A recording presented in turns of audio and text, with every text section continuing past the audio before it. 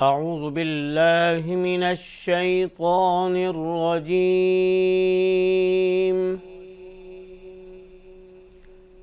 بسم الله الرحمن الرحيم.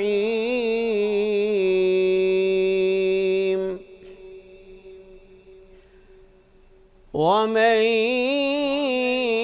يطع الله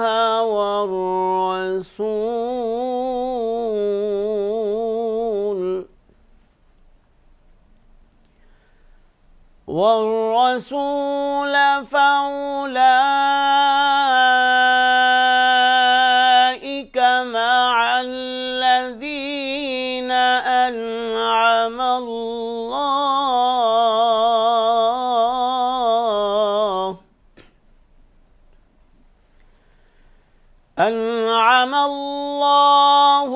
عليهم من النبيين والصديقين والشهداء والصالحين،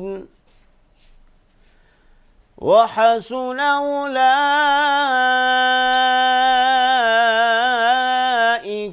رفيقا.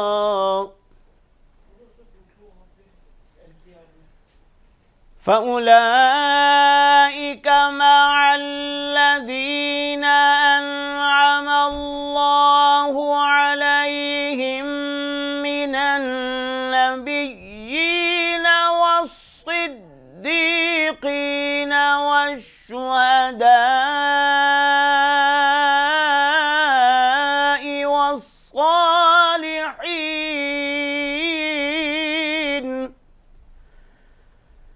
وحسن أولئك رفيقا. ذلك الفضل من الله،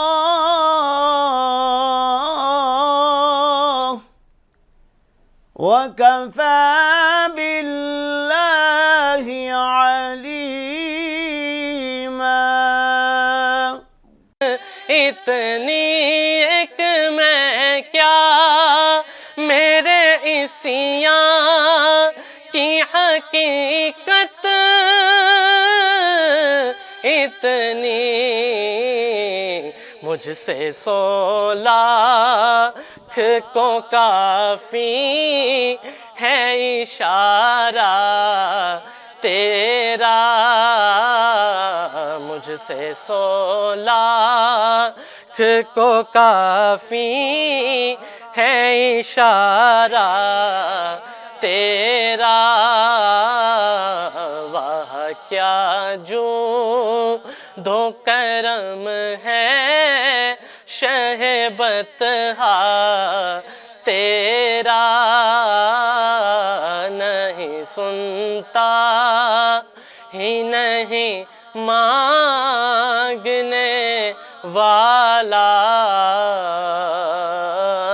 تیرا۔ ماشاءاللہ، بہت خوبصورت شیخ محمد عمار، بہت خوبصورت نعتیہ کلام آپ نے پیش کیا۔ ناظرین، گفتگو کی طرف آج ہم آداب اور احترام پر گفتگو کر رہے ہیں۔ گفتگو کا باقاعدہ طور پر آغاز کریں گے۔ سب سے پہلے بات کریں گے کہ گفتگو کے آداب کیا ہیں، گفتگو کس طرح سے کی جائے، اسلام اس متعلق ہمیں کیا تعلیم فرماتا ہے۔ علامہ محمد اقبال قادری ہمارے ساتھ اسٹوڈیو میں موجود ہیں۔ علامہ صاحب، سب سے پہلے آداب گفتگو پر بات کی جائے، اسلام گفتگو کے کیا آداب سکھاتا ہے؟ کس طرح ہمیں کسی سے بات جب ہم کرتے ہیں تو کس طرح سے بات کریں؟ سب سے پہلے تو جب بھی ہم اپنے مسلمان بھائی سے ملیں تو اس کے انداز ہمارے نبی کریم صلی اللہ علیہ وسلم نے ہمیں سکھائے ہیں کہ سب سے پہلے تو سلام کیا جائے اسے، پھر کلام کیا جائے، کہ حضور صلی اللہ علیہ وسلم کی حدیث مبارکہ بھی ہے، پہلے سلام پھر کلام، اور سلام لینے کے بعد پھر مصافحہ یعنی ہاتھ ملانا، یہ بھی نبی کریم صلی اللہ علیہ وسلم کی سنت مبارکہ ہے اور اس سے محبت بڑھتی ہے. اور پھر اس کے اندر تیسری چیز ہے معانقہ کرنا، یعنی بغل گیر ہونا، گلے ملنا، تو وہ بھی نبی کریم صلی اللہ علیہ وسلم کی سنت ہے. اور پھر حضور سید دو عالم صلی اللہ علیہ وسلم نے ارشاد فرمایا کہ جب کوئی دو مسلمان آپس کے اندر ملیں، سلام لیں اور مجھ پر ایک دفعہ درود پاک پڑھیں تو اللہ تعالیٰ دونوں کے جدا ہونے سے پہلے دونوں کی بخشش فرما دیں. سبحان اللہ. یہ ملاقات کے وقت جو گفتگو کی جائے، کس طرح ملا جائے، یہ آقا علیہ السلام نے اس طرح. پھر اس کے بعد جو ہے اگر مخاطب جو ہے وہ سامنے والا بڑا ہے عمر میں تو نگاہیں جھکا کے بات کی جائے، کہ آنکھوں میں آنکھیں ڈال کے بات کرنا یہ ادب کے خلاف ہے. اور ایسے ہی جب بات کی جائے تو سامنے والے سے بات اپنی آواز کو دھیما رکھا جائے، اور خاص طور پہ جب بڑی شخصیت ہو، والدین ہوں، استاذ محترم ہوں، کو بڑی شخصیت ہو، تو پھر تو اور بھی جو ہے ادب کا دامن نہیں چھوڑنا چاہیے. کہ آقا علیہ السلام کی حدیث ہے نا کہ جو ہمارے بڑے کا ادب نہ کرے اور ہمارے چھوٹے کی تعظیم نہ کرے، چھوٹے سے پیار نہ کرے، فلیس منا، وہ ہم میں سے نہیں. یعنی آقا علیہ السلام کیا ارشاد فرما رہے ہیں کہ اس کا ہمارے ساتھ تعلق کوئی نہیں ہے جو ہمارے بڑے کا ادب نہیں کرتا. یعنی یہاں تک فرمایا گیا. اور پھر جب بھی بات کی جائے تو سچ بولا جائے.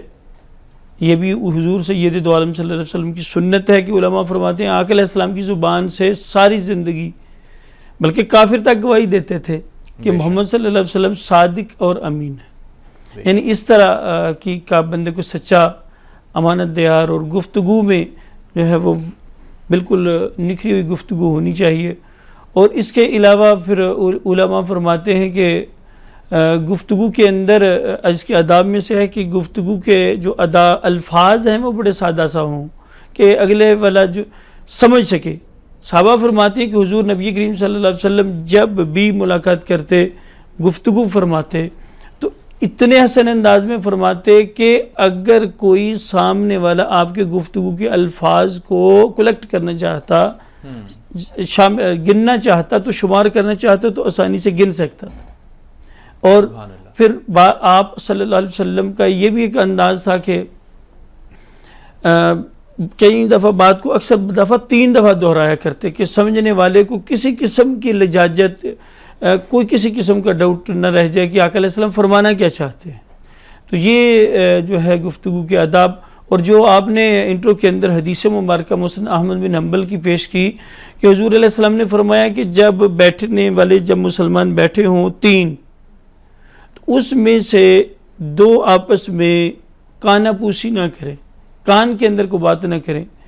دیکھیں کہ شریعت اسلامیہ کی کوئی بات بھی ہے اس کے اندر حکمت ہے. سنت کا ایک معنی قرآن کریم میں اللہ تعالیٰ نے حکمت معنی بیان فرمایا ہے. یعنی کہ جب 3 بیٹھے ہوں تو 2 آپس میں بات کریں تو تیسرے کے دل میں ضرور بات آئے گی کہ میرے متعلق بات ہے یا کوئی مجھ سے چھپائی جا رہی ہے، تو پھر وہ ان دونوں سے بھی ناراض ہو جائے گا. تو اس لیے یہ بھی فرمایا گیا ہے کہ بات آپس میں کریں تو جب علیحدہ ہوں تو پھر تو کریں بات علیحدہ کسی کے بارے میں جو ضروری ہو، لیکن جب 3 بیٹھے ہوں تو 2 آپس میں کانوں میں بات نہ کریں. تو یہ بہت ہی مطلب معاملہ بڑی خطرناک کیفیت والا بن جاتا ہے. ایک واقعہ سنایا جاتا ہے نا کہ جی فلاں میاں بیوی کے اندر کبھی جھگڑا نہیں ہوا، تو کسی نے کہا کہ جی یہ کون سا مسئلہ ہے جھگڑا کروانا، یہ تو ایک پل جب کہتے پل نہیں لگتا دونوں کے درمیان لڑائی کرواتے.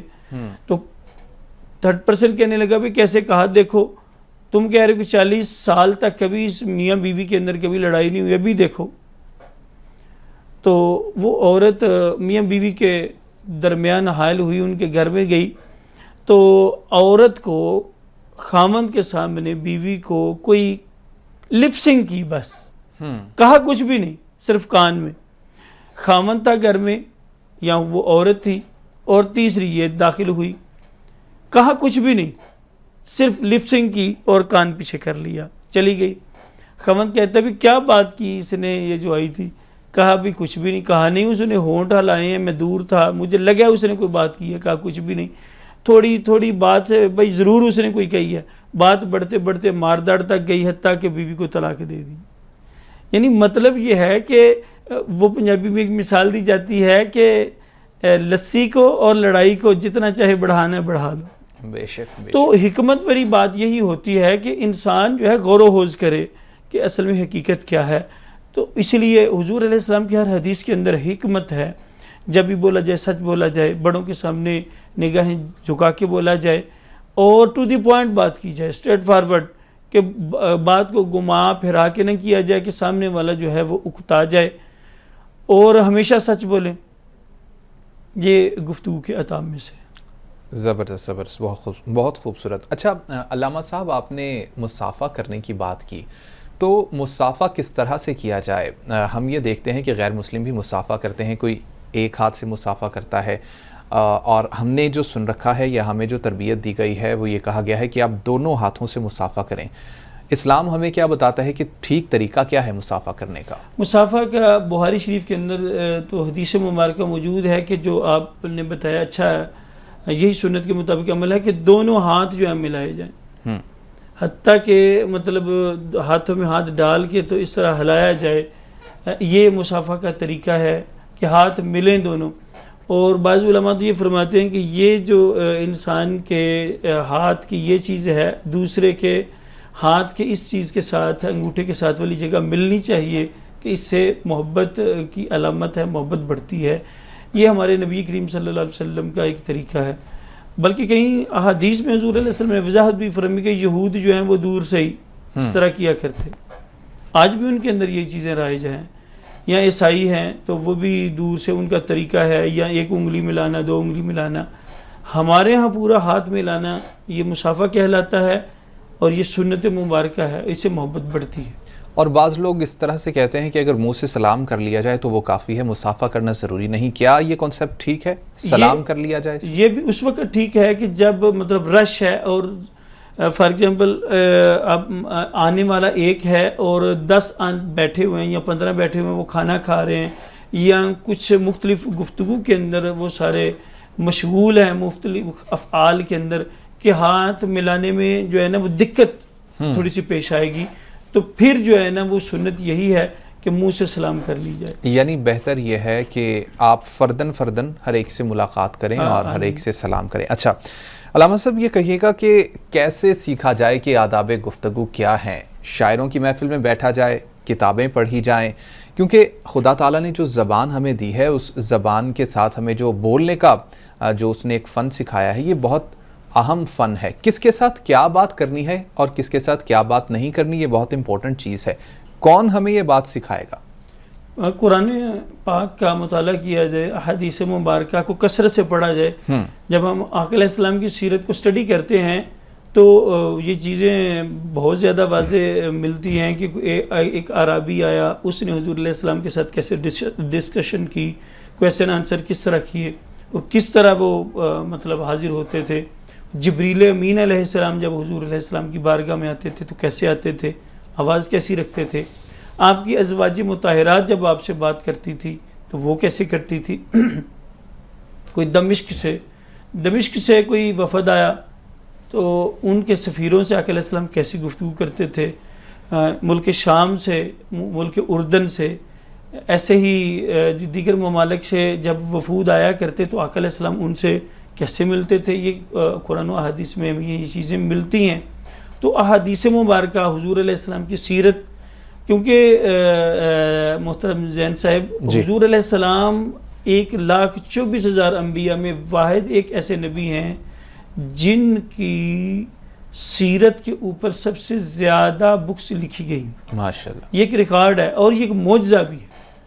اتنی آپ مارکیٹ کے اندر یا گوگل پہ سرچ کریں تو آپ کو جناب موسیٰ علیہ السلام کی سیرت پر 5 بندوں نے بکس لکھی ہوں گی, 7 نے 10 نے لکھی ہوں گی. جناب ابراہیم علیہ السلام کی سیرت پہ وعلیٰ حضل کیا سوان, ایسے ہی دیگر انبیاء کی سیرتیں. لیکن میرے اور آپ کے نبی کریم نبی آخر الزمان ختم النبیین حضرت محمد صلی اللہ علیہ وسلم کی سیرت کے بارے میں 1000 سے زیادہ رائٹرز ہیں جنہوں نے بکس لکھی ہیں. تو ان سے سیکھا جائے کہ آقا علیہ السلام کے آداب زندگی کیا تھے, بولنے کے آداب کیا تھے. پھر اس کے علاوہ پھر پیرنٹس سے بندہ بہت کچھ سیکھتا ہے. اپنے والدین کے پاس بیٹھے کہ والدین جو ہیں وہ دوستوں سے کیسے ملتے ہیں, اعزاء و اقربا سے کیسے ملتے ہیں, رشتہ داروں سے, اگر فیکٹری انر ہیں تو اپنے ملازموں سے وہ کیسے ملتے ہیں. اس طرح پھر بندے کو بہترین تو پھر حضور سید دو عالم صلی اللہ علیہ وسلم کی ذات ہے, آپ سے بہت کچھ سیکھا جا سکتا ہے. آپ تو ہر ایک کے لیے جو ہے وہ نمونہ ہیں. وہ اگر کوئی درزی ہے تو آپ درزی کے لیے, اگر کوئی جوتیاں سینے والا موچی ہے تو اس کے لیے بھی آقا علیہ السلام کی جو ہے سیرت سنت ہے, آپ کی سیرت کو پڑھا جائے. اگر کوئی کپڑے دھونے والا ہے, بکریاں چرانے والا ہے, بے شک کہ اللہ کے محبوب صلی اللہ علیہ وسلم نے ارشاد فرمایا کہ میں نے نہیں بلکہ ہر نبی علیہ السلام نے بکریاں چرائی ہیں, بکریوں کو چارا ہے, بکریوں کو انہوں نے پالا ہے. تو اس طرح جو ہے بہت کچھ ہمارے نبی کریم صلی اللہ علیہ وسلم کی سیرت, پیارے نبی کی پیاری سیرت, سیرت رسول کو پڑھا جائے, صلی اللہ علیہ کافی کچھ جو ہے ہمیں سیکھنے کو وہاں مل جائے.